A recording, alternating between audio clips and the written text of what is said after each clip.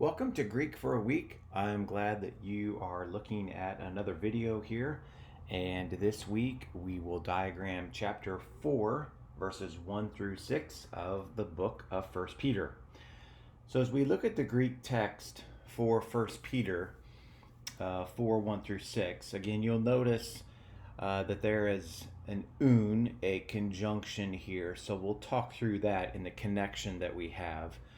So as we work our way down, you're going to see really how each of the various conjunctions, we have a gar here in verse 3, we also have another gar in verse 6, have a relative pronoun here in verse 5. So we'll see how each of these connect to ultimately put Peter's paragraph here together. And we'll move forward then at the end, as we always do, with a sermon outline that will be helpful to your people. So therefore, he's bringing the idea of chapter 3, and he's going to move that forward into chapter 4. And that idea is Christ suffering. So he makes the comment here with the genitive absolute, since Christ has suffered, with reference to the flesh. He's asking them or giving them a command to arm themselves with that same way of thinking. So recall, the idea is you have an opportunity to respond in a positive way, in a godly way, back up in chapter 3, verses 13 through 17. He provides the example of Christ and his suffering in 18 and following. Now here he's basically continuing that conversation by saying, okay, since Christ has suffered with reference to the flesh, you have the same way of thinking. And the reason for that is because the hati there is causal, because the one who suffers with reference to the flesh has given up on sin. Purpose for suffering is in order to live. But to live the remaining time in the flesh, no longer of the lusts of men, but of the will of God. So that's going to be kind of the key point here, is you're going to live according to the will of God. If that's the case, then more than likely that's what happens, is you are given up on sin. Now he continues to say, okay, the will of God. The reason he says here, for the time already past is sufficient to have carried out the lusts of the Gentiles. So why am I going to live? Okay, why am I going to live? You could say according to the will of God.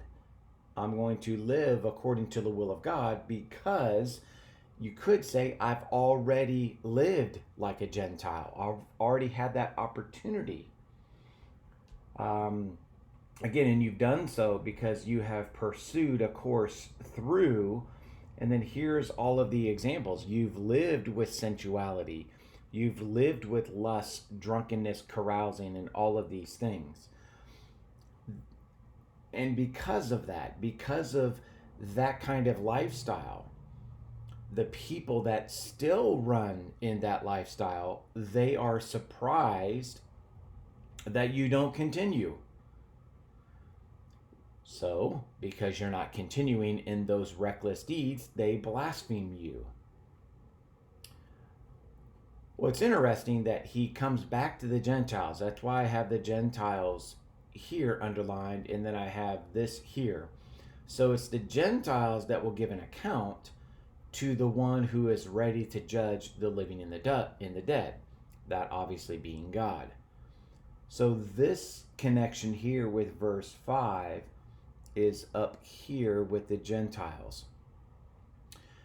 Now the one ready to judge the living and the dead, basically he's saying here in verse 6, for in this also the gospel has been preached to the dead.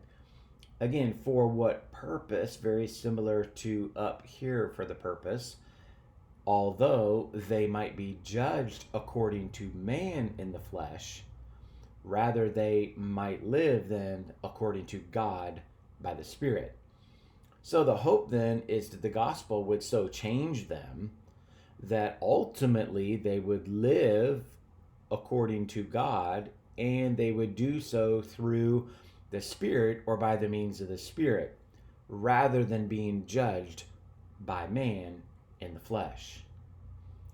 So let me kind of wrap this up with the next slide, because I think it'll be helpful to see what it is that he's trying to pull together. Again, keep this in mind. This is conduct toward others. Okay, conduct toward others. We're going to see in verses 7 through 11 that conduct as well and how that plays itself out. So he says, arm yourself with Christ's mindset.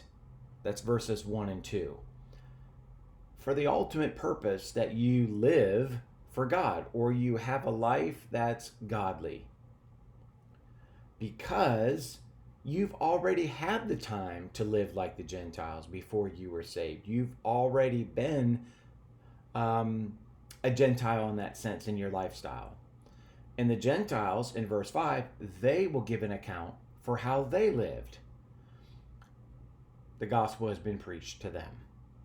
So Peter is trying to help them really see verses 1 through 2, and then the following verses 3 through 6 kind of support the idea of arming yourself with Christ's mindset.